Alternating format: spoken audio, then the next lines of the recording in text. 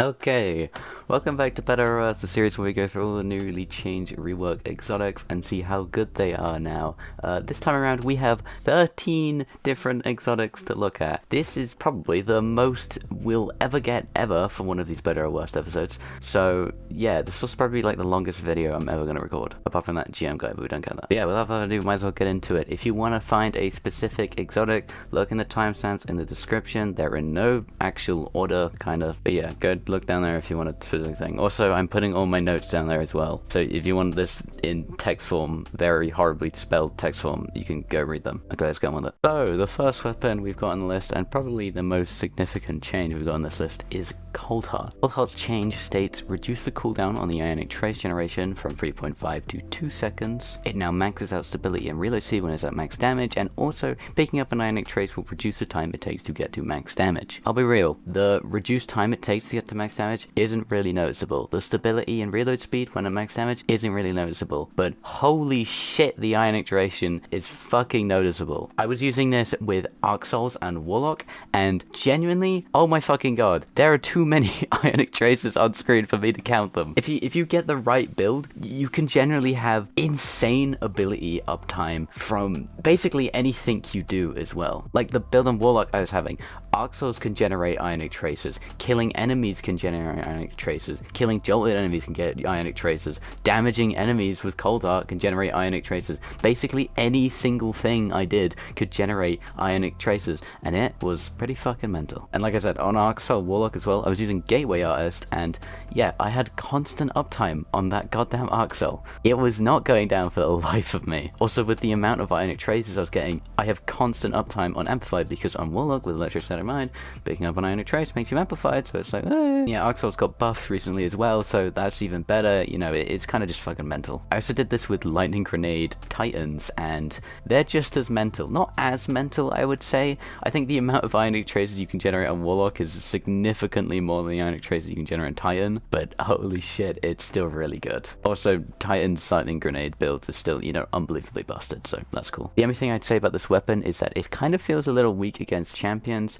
but also at the same time, I don't know, because it has like a shit ton of ammo and it's very good at ad clear, so it could just be a versatile weapon. But yeah, overall, Coldheart is very good now for ability generation. I'm kind of excited to see if people make builds out of this, like a stasis grenade build. Stasis grenade? Stasis turret build. Nice voice crack. Okay, moving on. Okay, so next up we have Merciless, and this is actually a weapon I'm re-recording the audio for because I failed to grasp what the change they made for the weapon actually was in my original take. Anyway, the change itself is that they changed the decreased charge time perk so that instead of disappearing on a kill or a reload, it now works on a 5-second timer which resets every time you get a hit. Now, what I said in my original recording was that firstly, this weapon is really fucking good at champion killing, and I will still say that now. This weapon is really fucking good at champion killing. But what I also said in that original recording is that this specific change actually hasn't done much for the weapon. The reason being is because this change has essentially only amplified the ad clear potential of Merciless and not really the single target at all. And because Merciless is in nowhere near at ad clear a gun, it doesn't have incandescent or reservoir burst, and it doesn't have the ammo capacity to back up ad clear, this change has essentially done nothing to the gun. However, what I failed to think about, what I failed to notice, was the kill clip portion of the gun. You see, the way Bungie wants you to use this weapon is to not go up to an enemy and shoot them in the face. It's to first off kill an enemy, reload to get that kill clip, and then shoot a champion in the face. Before this change, you couldn't do that because you would lose the decreased charge time on a kill and it would just kind of be detrimental to you. But now you no longer lose that decreased charge time, so you can keep the decreased charge time and also you get the kill clip, and yeah, you get the point. The champion capability just goes fucking through the roof. And to be honest, with that in mind, in this new recording, I can say this weapon is really fucking good. I mean, I won't lie, it's not as good as some other weapons, but it's still really goddamn strong. At champion killing specifically though, its ad clear is still goddamn useless. But yeah, the champion killing of this weapon, it's just so fucking good, man. But even with how good the weapon currently is, I wish there was just one change that happened to this. One singular change. And that's, I wish the conservative memento and the kill clip stayed when you switched weapon. Reason being is because sometimes you get that that kill clip to proc and the conserve momentum, but when you go to kill the champion, you then need to stun the champion, and to stun the champion, you need to switch off the weapon, normally, and then of course, switching off the weapon gets rid of all the stacks of the kill clip and the conserve momentum, and you just lose all of your momentum. Having the stacks stay would just make this thing really goddamn good. Even better than it currently is. But that's all I want. Anyway, that's enough of this gun. Moving on. Next up on our list, we have Dead Messenger. Well, actually, more accurately, the Fundamentals perk on Dead Messenger,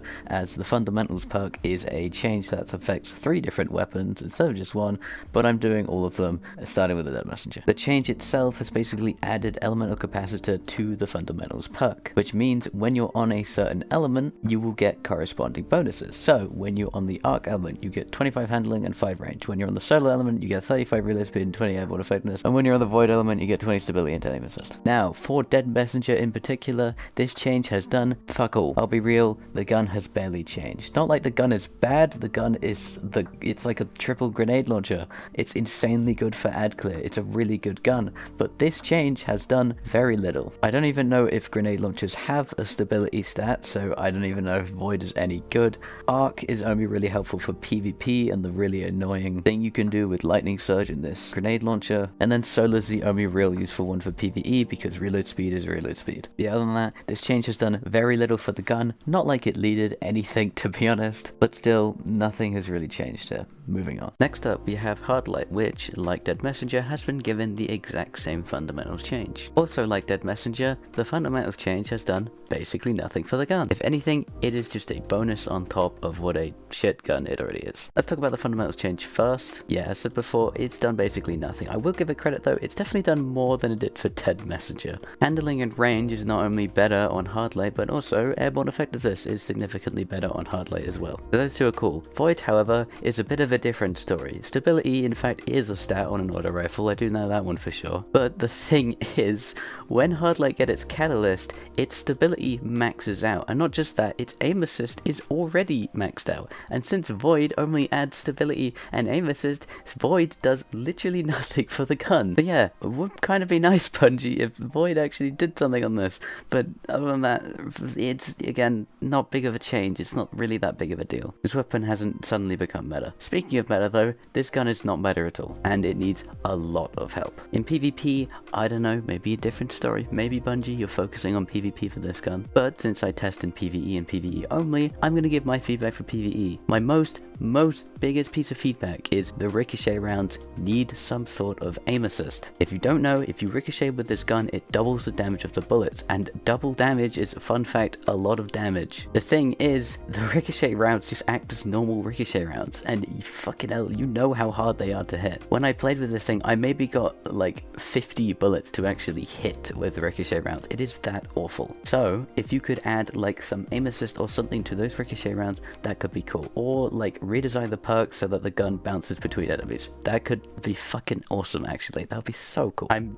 actually kind of sure if that was a change that was implemented, not the redesign the perk, but just the aim assist on the ricochet rounds, this weapon could become actually really pretty fucking good. Yeah, in its current state, not too good. Moving on. Next up, Borealis. This did get more changes than just the fundamental change, but it's still got the fundamental change. I'll get that quickly over with. Like the other guns, not that big of a deal on this gun. A little bit more of a big of a deal because handling and range is pretty good on a sniper, and stability and aim assist is also pretty good on a sniper, but still not big of a deal. Anyway, the actual change that's important. To be honest, I don't know what the exact change is, but from what the TWAB reads, I'm pretty sure the ionic rounds, aka the damage buff you get when you break a matching damage type shield, no longer deactivates when you reload. Now, does this change make the gun good? Not really.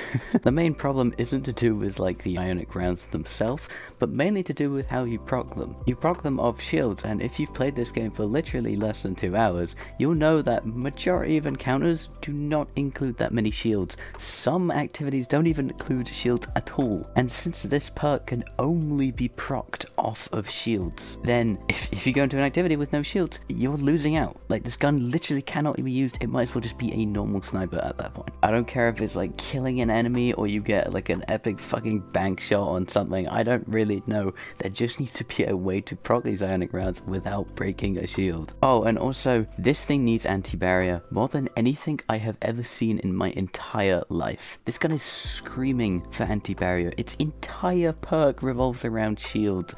Please, man, just get an anti-barrier. Seriously, generally, actually, I think if this thing got anti-barrier, it could become reasonably good. Maybe not insanely good, but reasonably good. Other than that, though, not exactly the biggest change in the world, at least I don't think so. Not exactly the best gun either. However, I will say this now, and I mean this for all snipers. I say in the future, snipers in general need a buff so fucking badly, it's incredible. They are so weak. Both heavy and fucking special snipers need this buff. Please, Bungie, please, man. But yeah, nothing too much of relevance of this sniper. It's not suddenly meta. Moving on. So next up, oh boy. This one you're gonna want to skip over real fucking quick. In fact, I will be skipping over real quick. We got Jade Rabbit. Jade Rabbit's perk got completely redesigned so that instead of whatever the fuck it was before, I can't fucking remember. It's now quickly landing 3 hit, returns 1 round to the magazine, triple stab style, and also lets your next body shot land for the same damage as a crit. Yeah, this sucks for PvE, and from what I've heard for PvP as well, it sucks for PvP. Don't use this gun.